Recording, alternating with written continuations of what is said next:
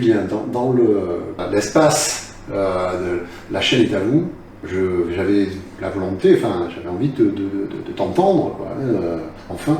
Merci, ou pas. Je pense qu'il y en a qui m'ont trop entendu, mais Et du coup, mais trop n'est jamais assez pour d'autres. Pardon? Mais trop n'est jamais assez parfois pour d'autres. Ouais, non, mais enfin, bon, après, ceux qui sont contents, ils le disent. Oui. Mais bon, Ou ils arrêtent la vidéo à ce moment-là. Hein. Bon, qui ne dit mon consent. Donc, non, là, il n'y a pas de problème. Là, moi, je t'invite, donc il n'y a pas de souci. Donc, si tu veux te présenter, alors, toujours pareil, hein, c'est comme tu veux, tu dis ton nom. Alors, Julien, je crois que je l'ai déjà dit. Donc, ça c'est raté. réglé. Ça c'est réglé. Alors, tu te présentes. Écoute, je suis né à Toulon. Dans une famille qui n'a rien de militante ni de particulièrement engagée. Pour autant, je pense que moi-même j'ai eu un parcours de militant précoce. En fait, j'ai essayé un peu, pour tomber dans l'anecdote personnelle, de prêcher au sein de ma propre famille concernant leur conduite addictive. Et je n'ai jamais réussi à faire, ne parlons même pas d'arrêter, hein, mais diminuer qui que ce soit, quelques produits que ce soit, alcool, tabac, stupéfiants. Donc je me suis dit, putain, il y a un problème avec la prêche et le militantisme, peut-être que je connais pas assez bien le terrain d'investigation, enfin de prêche sur lequel je pars, à savoir les addictions. Et donc depuis que j'ai des addictions à peu près sur tout, le sucre, le café, le tabac et j'en passe des moins légales, c'est pas parce que je connais les produits que je suis meilleur prêcheur, j'ai toujours pas réussi à faire diminuer qui que ce soit, à commencer par moi, j'ai plutôt tendance à augmenter en général les quantités. Donc militantisme, mon amour, c'est derrière moi. J'étais à l'époque, après ma tentative familiale, Amnesty International, et pareil, j'en tire un peu le même constat en fait de cette volonté de prôner les droits de l'homme, d'expliquer ce que sont les droits de l'homme, de dénoncer les violations des droits de l'homme. Pourquoi j'en suis revenu? Parce que pendant qu'on est en train de prêcher pour cette chapelle-là ou une autre, en fait, qu'est-ce qu'on est en train de semer comme graine alternative? Donc là, on était en 98 jusqu'en 2001. Donc je ne raconterai pas comment j'ai failli me retrouver parqué à Guantanamo grâce à Amnesty International, juste en dénonçant qu'il y avait un gros titre en 2001. Sans blague. Troisième guerre du Golfe, je dis pas de conneries, bombardement sur les enfants civils en Irak. Je m'insurge en disant que... Ah oui non, attends, je raconte l'histoire. Donc le gros titre de l'hebdo d'Amnesty International, puisque Amnesty International fait publier de manière hebdomadaire l'intégralité des violations des droits de l'homme répertoriées à travers le monde. D'accord. L'inconvénient majeur, c'est que ce qui n'est pas répertorié, c'est comme si ça n'existait pas à limite, donc déjà c'est un petit bémol. Amnesty International, on peut parler que de ce qui se passe à l'étranger, quand on est français, on ne peut pas parler de ce qui se passe en France, qui revenait un peu pour moi à pouvoir faire le ménage devant la porte du voisin, mais pas devant chez soi. Autrement dit, à critiquer la poussière bien souvent d'ailleurs, et à jamais s'attaquer aux poutres que nous avions dans nos propres yeux. Ça fait partie des raisons pour lesquelles je n'ai pas pu vraiment rester ni Amnesty ni dans le monde militant. L'anecdote sur la troisième guerre en Irak, c'était donc que les bombardements en Irak avaient été taxés par l'Amnesty International de l'époque de dérive de la politique antiterroriste de l'administration Bush. Excusez-moi du peu, en guise d'une dérive, pour moi, c'est exactement comme ça. Deuxième conflit Deuxième, enfin 2001, donc c'est le deuxième, troisième. Ouais. Ma mémoire est trouble depuis. Et donc le fait de s'insurger contre les pratiques de l'administration Bush en les taxant non pas de dérive d'antiterrorisme, mais d'être la cause même du terrorisme, c'est en bombardant des populations civiles et enfants pour des prétextes fallacieux et entre autres pour piller des ressources premières, qu'on crée du terrorisme depuis toujours en fait. Enfin, souvent. Donc ces propos-là, ils sont taxés de partisans pro-terroristes. Ah oui, parce qu'Amnesty International peut être un vivier de terroristes, c'est bien connu. Tout terroriste en puissance va se planquer à Amnesty International, tu vois, pour infiltrer. Ouais, c'est ça. C'était mon cas. Et voilà, Spotted, ils m'ont démasqué.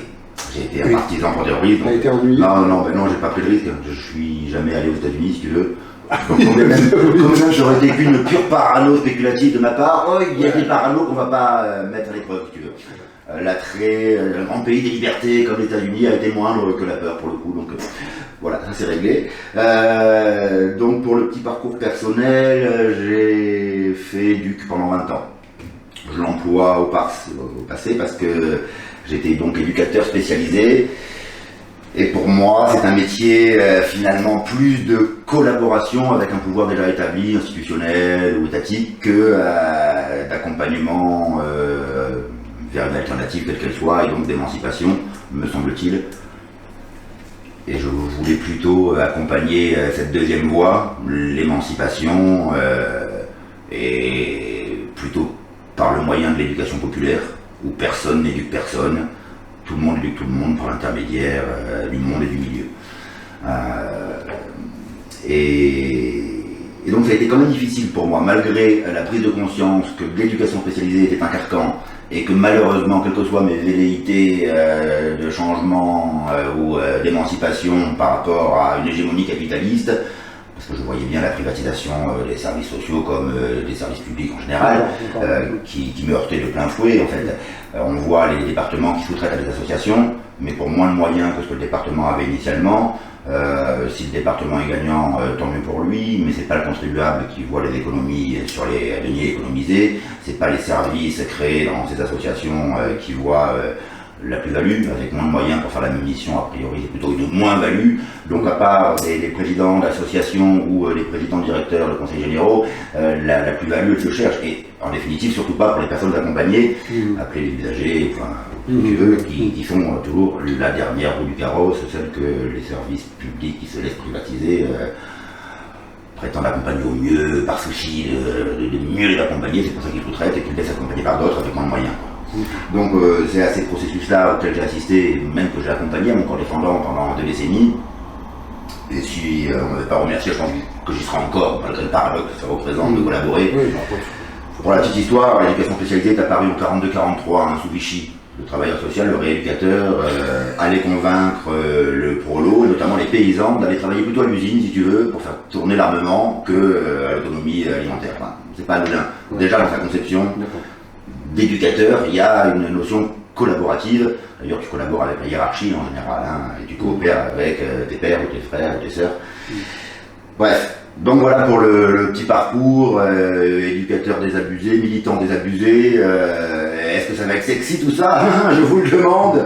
Non, je suis un utopiste invétéré. Malgré tout ça, il y a Churchill qui disait que il y a une forme de réussite qui est peut-être d'aller d'échec en échec en préservant une forme d'enthousiasme.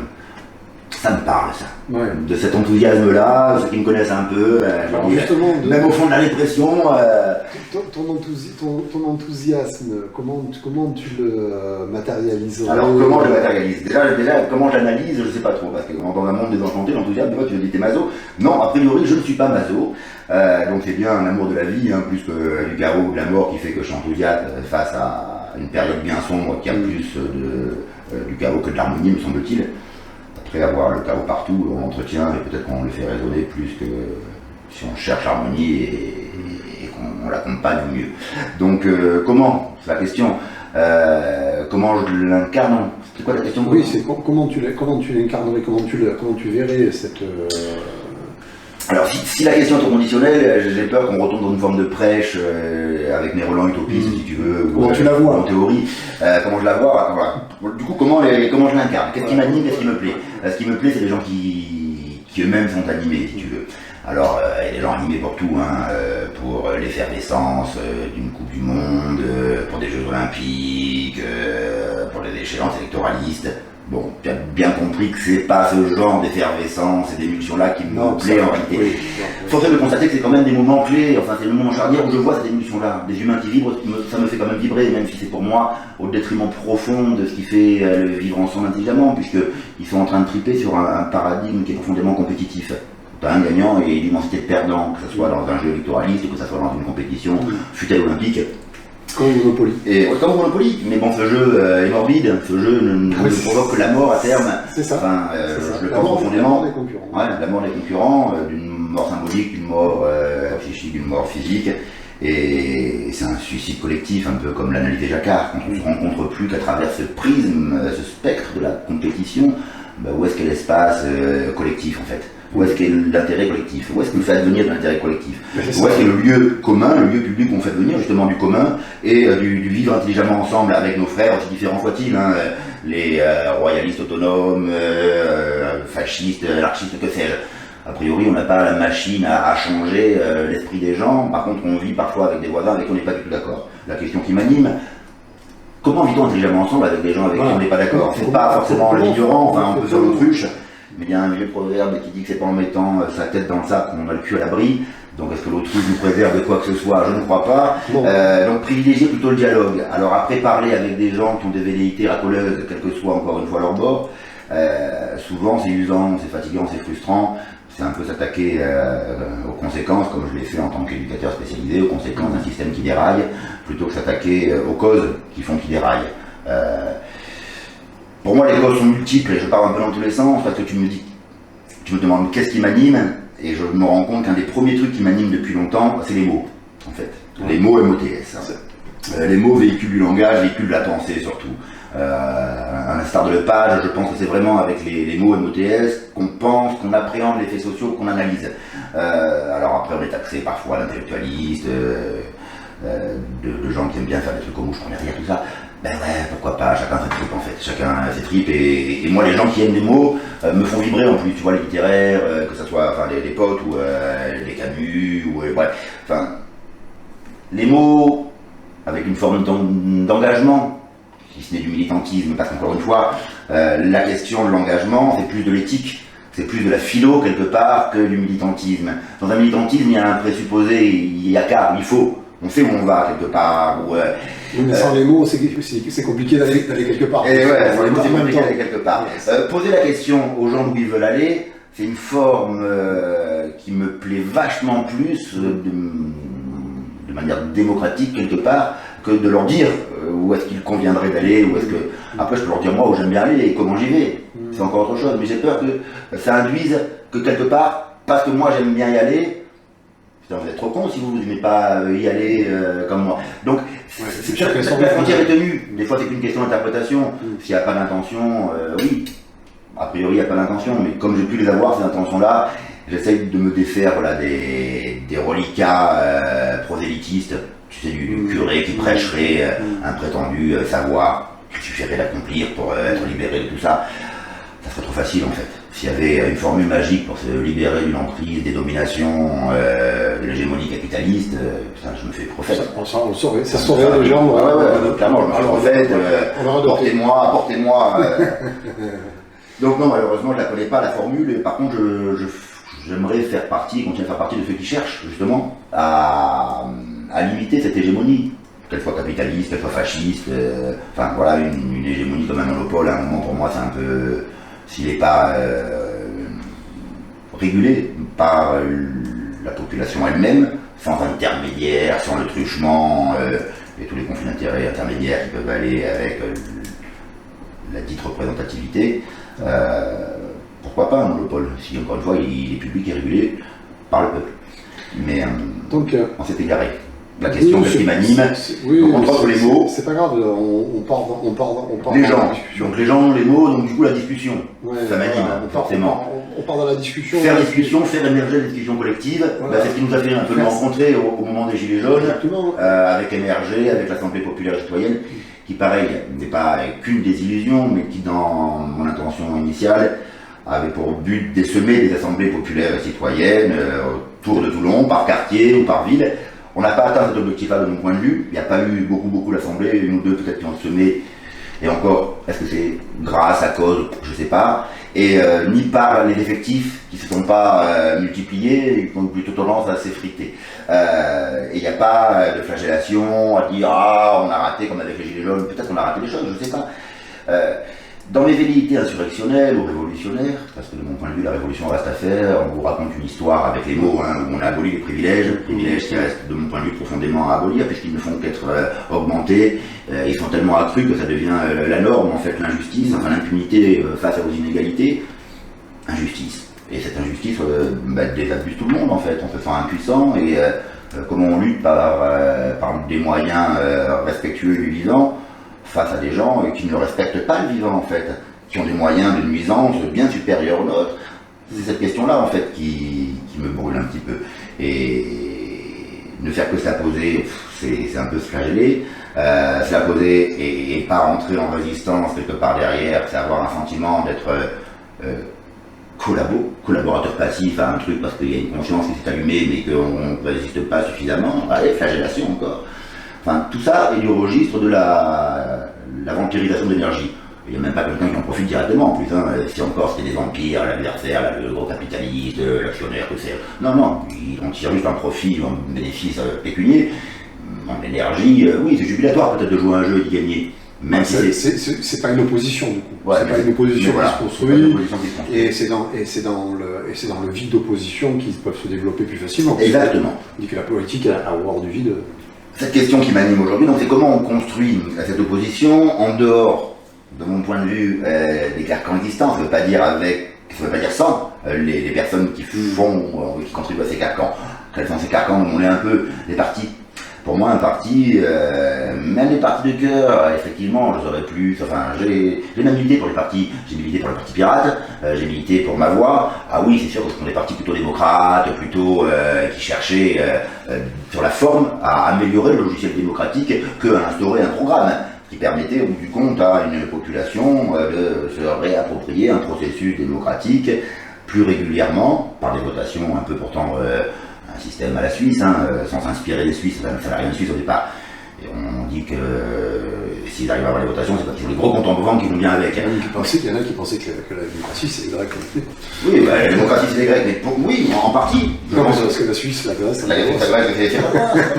mais ça a plus de l'antiquité. Enfin, la démocratie grecque, elle avait un intérêt pour moi, c'est celle du tirage au sort. Tirage au sort que j'ai mis un certain temps à appréhender positivement, parce que c'est des discussions que j'avais avec Étienne Chouard, qui me disait qu'en gros c'était plutôt sympathique le tirage au sort, et disent nous avons des représentants par dépit ou par défaut que nous ne pouvons destituer en aucun cas. La solution proposée, c'est des représentants par dépit ou par défaut que nous ne pourrions guère plus destituer. Alors si on pourrait les destituer, tout le monde serait là, mais surtout, indépendamment du fait que ces représentants soient tirés du chapeau et qu'effectivement ils nous soient imposés par dépit ou par défaut. Le gros avantage, me disait-il, que cela offrirait, c'est que ce ne soit pas le fruit de la corruption en permanence qui amène les candidats avec les meilleures campagnes marketing et le plus d'argent derrière, systématiquement en première ligne sous les feux de la rampe. Dans cette démocratie de façade, dite représentative, qui n'est ni démocratique ni représentative, nous avons que ceux qui ont le moins de vergogne et qui ont les meilleurs agents marketing. En aucun cas le gage des meilleurs défenseurs de l'intérêt collectif. Plutôt le contraire en fait. Les champions de l'intérêt individuel et du manque d'empathie et de vergogne. Et donc ces formations politiques, les partis, m'apparaissent des outils proposés quelque part par le système, mais plus pour le système que pour lutter contre lui. Oui, c'est clair. Je ferai l'analogie avec les syndicats, et je fais bien le distinguo encore une fois entre syndicat et syndicat, mais si l'outil est plébiscité et reconnu par le système, et qu'il n'y en a aucun qui propose dans les syndicats de sortir radicalement de ce capitalisme-là, il l'aménage en fait. De la même manière que le capitalisme est capable de récupérer tout. Si dès le départ, on ne vise pas clairement à limiter l'influence tentaculaire et prédatrice du capitalisme, même en le visant, je pense qu'il peut quand même être là et s'initier pour dire « Oh, c'est génial, nous aussi on veut ça ». Enfin, il y en a plein, des milliardaires qui sont prêts, qui peuvent être un peu libertariens et s'accommoder voilà. Non, mais effectivement, tu as raison de souligner que il y a un cadre. Il y a un cadre qui est tracé par la propriété privée des moyens de production. C'est le cadre juridique, c'est ça. C'est à partir du moment où on a décidé en 1795 d'opter pour la propriété privée, mais on n'a pas dit laquelle. Et là est le bug. Voilà, là est le bug. Pour moi, là est le bug dans la matrice, c'est-à-dire que s'il y a vraiment une des luttes, mais parmi tant d'autres, avec l'autonomie alimentaire, parce que sans autonomie alimentaire, me semble-t-il, on sera toujours prostituable, exploitable par celui qui va nous promettre la pitance pour les gamins, et donc toujours soumis à une forme d'exploitation ou d'une autre. Donc c'est vrai que s'autonomiser de manière énergétique, alimentaire, surtout les besoins vitaux, me semble-t-il, des régies d'eau municipales, enfin se réapproprier tout ça, recollectiviser les besoins fondamentaux, me semble indispensable. On ne sortira pas du carcan sinon. Et c'était quoi C'est sur les partis. Ouais, on était sur les partis, sur les syndicats, sur l'axe qu'ils utilisent ou qu'ils n'utilisent pas, justement. c'est-à-dire là où ils devraient aller, mais où ils vont pas. Et en fait, l'enfermement dans lequel ils se retrouvent est coincé dans ce truc-là, dans ce cadre économique et politique. Avec des militants qui sont là à se battre et à se diviser entre eux, mais au service d'une même machine de prédation en fait. Tout ça est en lien aussi avec donc, ce qui m'anime, parce que pour moi il y a quand même une connaissance des fonctionnements sociétaux et humains chez les dirigeants qui est bien supérieure à celle des prolos. Les armes des pauvres sont de pauvres armes, des Bourdieu, mais du coup ce qui va là pour l'arme, ça va pour l'armure, à un moment. Si on a en permanence des mots qui sont vidés de leur sens, qui nous ont servi sur un plateau et qui nous empêchent de penser, d'appréhender un processus complexe, à chaque fois qu'on essaye un peu de le faire, on passe, je te disais tout à l'heure, comme à l'ABC, pour une espèce de verbieux, de gens qui s'écoutent parler. Celui qui va te dire que tu te fais prendre pour un couillon va toujours être regardé un peu avec une forme de crainte, ou qui c'est celui-là qui veut me manipuler, alors que c'est lui qui te manipule et qui traite une belle histoire pour t'emmener je sais pas où, la réticence est moindre. C'est quand même étrange. C'est quand même étrange, parce que c'est pas le même registre en fait. Il y a un registre, on dit, yeah, on prêche un truc. Il y a un registre difficile, celui où il faut. Et pour autant, j'ai analysé par mon parcours de vie que cette prêche-là, en fait, elle marche pas. Elle crée des émulsions.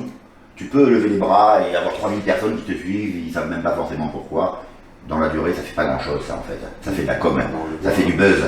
Mais concrètement, c'est pas avec le buzz qu'on fait pousser les tomates, en fait, ou quoi que ce soit d'autre. Et cette alternative-là, c'est pas forcément non plus en faisant la promotion ou l'apologie qu'on la sert le mieux, c'est en y étant. Et la preuve, c'est qu'en faisant l'apologie, du coup, on n'y est pas. Voilà, donc ça, c'est des petits paradoxes avec lesquels je me dépatouille comme je peux. Pour autant, parce qu'on pourrait dire, quelqu'un qui n'aime pas du coup prêcher ni rien, ça se ressemble vachement entre ce que tu fais là et une prêche. J'avoue. Non, c'est pas une prêche. Alors c'est pas une prêche, et en fait je vais m'en défendre en disant que pour moi c'est une perche. La différence c'est que j'énonce ce qui me plaît, là tu me poses la question en l'occurrence, hein, mais sans aucune intention protectrice, encore une fois. J'ai pas de chapelle à défendre ou de territoire à conquérir, si ce n'est peut-être une autonomie à se réapproprier au sens littéral du terme, à savoir au niveau légal déjà comment on questionne l'esprit de la loi collectivement. S'il y a tellement d'intermédiaires, encore une fois, qu'on n'a plus d'emprise sur la loi, qu'il n'y a plus de votation, qu'on a des droits qu'on nous appelle le droit de vote, mais qui sont réservés aux hommes et aux femmes députés, qui peuvent eux voter. Nous, en tant que citoyens, nous avons un droit d'élection qui n'a rien à voir avec le droit de vote. Pourquoi amalgamer des termes opposés à part pour nous empêcher de penser un processus d'émancipation citoyen concernant ne serait-ce que cette putain de votation là qui est censée être l'apanage de la démocratie? Ben ouais, c'est l'apanage, on l'a pas. Et on a l'élection. Et en élection, enfin en démocratie, point d'élection, disait Aristote. Parce que c'est pas compatible les élections qui ne feront sortir, comme le pensait aussi Simone Veil, que des fascistes, de droite ou de gauche, du centre, d'extrême centre. Parce que c'est une fabrique d'ego surdimensionnés, voire malades, de gens qui sont tellement convaincus de leur bêtise, qu'ils sont prêts à l'imposer à 80% de la population qui ne veulent pas d'eux. Et c'est valable, me semble-t-il, pour toutes les formations partisanes. Donc, prôner l'union sur un processus de clivage par définition, si c'est pas paradoxal, si c'est pas confusionnant. Tu parlais tout à l'heure d'éducation. Ouais. Tu as parlé d'éducation en tant qu'éducateur et donc l'expérience un peu difficile sur la fin de ta mission. Sur la fin, enfin sur le début, sur... Et donc la relation entre l'éducation, tu parlais aussi, tu as parlé d'éducation populaire, donc, éducation populaire et les mots. Ouais. Donc tout ça s'associe. Un de mes leitmotifs, c'est de donner la parole aux gens. Sous-entendu déjà, il attend de donner la parole aux gens, ça veut dire que quelqu'un l'aurait prise. Mais il y avait déjà cette question. Et donc, sous-jacent, et qui tu es toi en fait? Et qui tu es toi pour donner la parole aux gens? Bon, allez, une fois cette petite question d'ego rabotée, l'intérêt il est quand même, et celui de la question. Parce que si c'est de donner la parole aux gens pour leur faire répéter ce que tu as envie d'entendre, c'est pas donner la parole aux gens, encore une fois, c'est les dominer, c'est les instrumentaliser, c'est... donc si c'est pas du management qui m'anime, si c'est pas de la manipulation, parce que je suis pas ni thérapeute, ni gourou, ni berger, qu'est-ce qui m'anime? Ben, c'est ça, c'est cette construction collective. Pour qu'elle soit collective, il faut bien qu'il y ait des lieux, des espaces de discussion et de rencontres, voire de disputes, qui soient collectifs. Que le net peut représenter ponctuellement, mais avec le meilleur et le pire, ça ne vaudra pas pour moi, mais c'est mieux que rien, mais ça ne vaudra pas l'agora de la place publique que nous avons bien aseptisé, quadrillé, de caméras, de surveillance, d'espaces marchands, où pour pouvoir respirer, parlons boire, il faut payer. Pour pouvoir discuter et s'asseoir, il faut payer. Enfin, donc, cette marchandisation, qui est, voilà, la privatisation, marchandisation qui est à l'œuvre de partout, c'est l'adversaire pour moi. Parce que c'est la confédération du commerce à l'arrivée, et tu peux te passer du vivant en fait. Tu peux spéculer jusqu'à une telle amplification des ressources qu'il n'y en ait plus, et justement, elle va super cher. Il n'y a plus d'eau. C'est la dernière bouteille d'eau du monde, elle vaut des milliards, super. Enfin, c'est ça le modèle du capitalisme effréné qu'on va servir, la spéculation sur la rarification des ressources vitales pour le vivant. C'est tellement un cauchemar que j'ai même pas envie de l'alimenter outre mesure, pas envie de donner une caisse de résonance plus que ça, parce que puis après c'est sidérant, c'est un peu comme toutes les thèses qui pour moi font le jeu des fachos, c'est pas autre chose, indépendamment de conspi, mais un peu toutes les thèses science-fiction, tu sais, de reptiliens, comme si le merdier n'était pas déjà assez dense comme ça, on a déjà assez de chats à fouetter. En plus, on va s'attaquer aux aliens et aux trucs qu'on ne sait pas à quoi ils ressemblent. Ils sont déjà là, les aliens. Ils sont à la bourse. Ils sont à la bourse, les aliens. Je comprends qu'il y a un manque d'humanité assez flagrant et que même moi, finalement, avec l'usure, je me questionne sur mon humanité mise à mal, vu comment j'étais amoureux du vivant, y compris quelque part de mes frères fachos et comment je le suis un peu moins aujourd'hui. Je me dis, voilà, ma propre humanité a été mise à mal, donc je peux comprendre qu'on se pose des questions, mais attention aux réponses hâtives, surtout quand c'est les petits hommes violés qui te les soufflent, je sais pas. Bref, pour une digression par rapport à ça, donc ce qui m'anime, c'est un moment, c'est pas qu'une contestation de ce qui dysfonctionne, parce que la liste à l'après-vert, des violations des droits de l'homme avec Amnesty, j'ai pu la faire, avec certains organismes de sensibilisation écologiste, que ce soit les Greenpeace à l'époque, ou plus récemment, des Fichépars, enfin, ouais, il y a un moment où, et encore que Fichépars justement, ils sont dans une forme d'activisme qui est plus proche aujourd'hui des convictions que j'ai envie de servir. Par exemple, il y a la question de Mazog, avec la carrière de Mazog, qui est en train d'être une menace pour toutes les nappes phréatiques du bassin varois. Voilà, ça c'est des questions environnementales et écologiques, éminemment politiques, sur lesquelles j'aimerais que la population soit en capacité de se positionner. La population, c'est pas 3 clampins ou 15 maires, c'est des centaines de milliers d'habitants qui sont concernés par l'euro, source première de vie, enfin voilà. Ça c'est des enjeux, je trouve, qui ont de quoi fédérer au-delà des clivages. Comment aller chercher justement, les questionner, comment aller chercher sans faire du racolage, informer tout simplement, poser la question. C'est même pas du racolage, voilà, poser la question, est-ce que vous êtes au courant de l'enjeu, de ce qui se passe? Après les gens ont envie d'informer davantage par eux-mêmes, c'est autre chose. Mais effectivement, voilà, partager ce qui m'anime et ce qui m'interpelle. Ça peut se qualifier de militantisme quand ils voudront, mais voilà, c'est ça ma perche en fait, c'est de partager. Après, comme encore une fois de digression en logorée, je vais aussi partir dans tous les sens. Heureusement que j'ai pas une intention de vouloir faire un truc bien structuré et bien organisé. Pour autant, peut-être qu'à un moment, un peu d'organisation, ça sert dans la lutte. Trop d'organisation, c'est le meilleur moyen aussi de nous faire tomber en coupant les têtes ou autre. L'avantage d'un mouvement comme le Gilets jaunes, justement, ça a été son horizontalité, en fait, son côté polymorphe. On pouvait l'attendre à tous les tournants ou à tous les ronds-points, on ne savait pas quelle forme ça allait prendre. Je pense qu'il y a des gros requins, dépendamment des politiques, qui se sont inquiétés, en fait, de la tournure que pouvait prendre. Très, très peur. Et moi, ça a été quand même une des sources d'espoir, tu vois, d'espoir, encore une fois, cette insurrection, cette révolution, puisque je disais que de mon point de vue, il reste à faire, tant au niveau des privilèges qu'on n'a pas abolis, que des droits de vote que nous avons, qui nous restent à conquérir,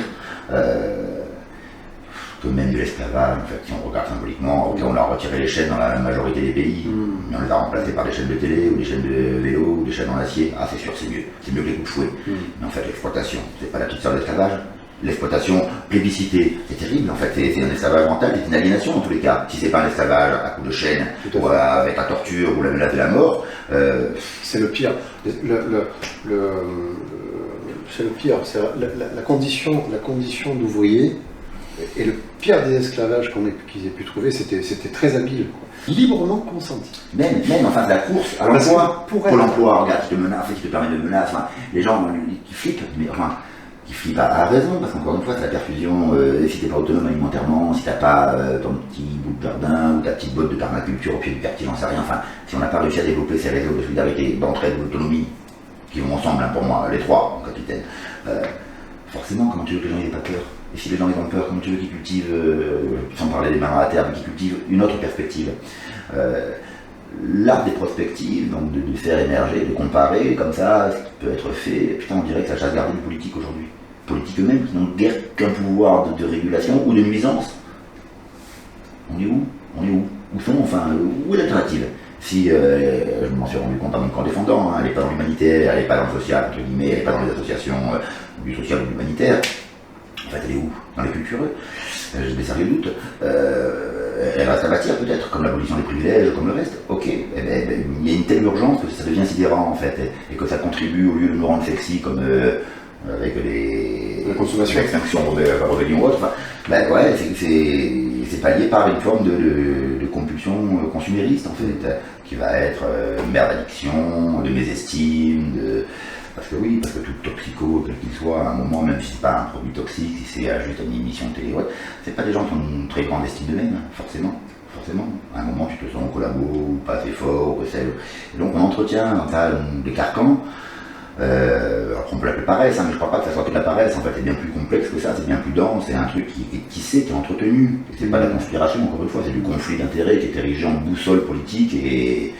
Enfin, ils s'en cachent pas, encore une fois, hein, nos dirigeants, même pas leurs financeurs, ou de Warren Buffett, hein, ne s'en cachent pas, hein, qui disent la guerre des classes est terminée et c'est notre classe qui l'a gagnée. Hein. Ouais, c'est un peu le constat amer. Alors justement, en révolution, quoi. Vous voulez qu'on ressorte des guillotines, en fait, c'est quoi l'histoire? Vous voulez qu'on soit furieux? Moi, j'ai pas envie de ça. Parce que je me dis, si on joue à ce jeu de merde, c'est toujours les plus furieux qui l'emportent, en fait. C'est toujours les plus fachos, avec les moyens de technologie et de nuisance qu'on a aujourd'hui. J'ai pas envie de ça, en fait. L'autre jour, il y avait dans la manifestation, il y avait un gars derrière moi qui disait qu'il faudrait réinstaller la guillotine. Et je me suis permis de lui dire, mais tu sais, mon gars, j'ai dit, la guillotine, tu sais toujours quand elle commence à couper les têtes, mais tu sais jamais quand elle s'arrête. Et je lui ai demandé, je lui ai dit, mais tu n'as pas peur qu'elle s'arrête sur ta nuque? Et du coup, je pense que si la violence pouvait régler les choses, il y a longtemps que ce sera réglé. Bah oui, il y a la Brassens. Donc ça règle pas le problème. Alors, de manière anecdotique, si c'est pas du tirage au sort pour déterminer les élus ou les représentants, c'est une connerie. Hein. Du tirage au sort pour les élus en place avec une guillotine, de temps en temps, tous les ans, là, hop, on en tire un, au moins ça sera pas le cas, ça sera que les représentants qui l'ont voulu. Allez, anecdote à la con, parce qu'encore une fois, à force de vouloir combattre le fascisme, on devient, et du coup c'est lui qui triomphe par des méthodes qui n'ont rien à envier à celles qu'on dénonce. Donc, ce schéma-là, pour moi, il m'intéresse guère, en fait. Je jouais, encore une fois, à la guerre de celui qui est le plus con. Enfin, est-ce que ça nous a fait évoluer tant que ça?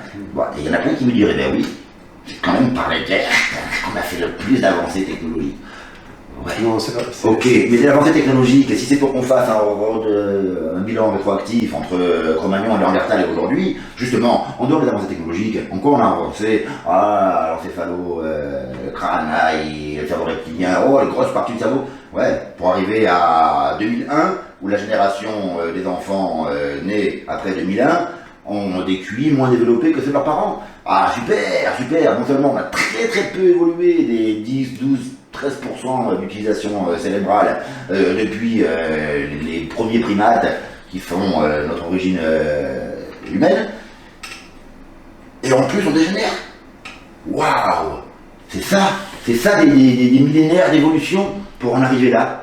Tout ça pour dire que quand j'en viens à penser à mes frères humains en ces termes-là, comme un troupeau, entre guillemets, je me dis voilà, c'est des pensées, entre guillemets, fachos qui triomphent, y compris chez des gens qui se veulent, qui se revendiquent de l'alternative ou d'autre chose, comme j'ai pu me revendiquer, comme je me revendique encore.